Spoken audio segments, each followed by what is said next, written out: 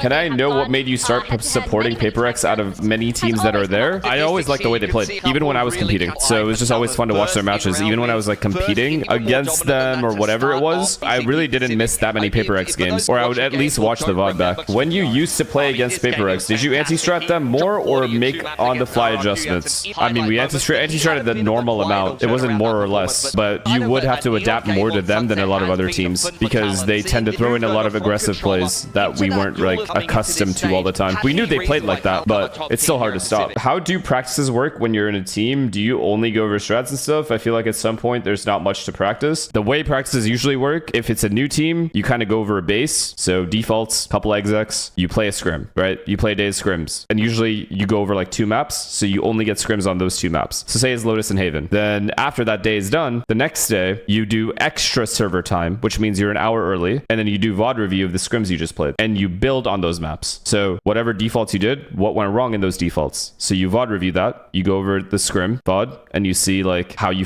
it up, what you did right, what you did wrong, and then you just build on it. And then slowly but surely you add on to the map tactically, attack and defense. And so you start off with like 2 setups on both defense and attack, and then build slowly, and then remove the bad things and then add the good things. And then also that also relates to comp changes. So if you feel like you're just in a disadvantage every time you're playing the map due to comp, then you can switch comps as well. Ideally that's not the case, but sometimes that happens as well. And then you kind of have to reset sometimes. It's just a bunch of trial and error. So you never really run out of things to do in practice.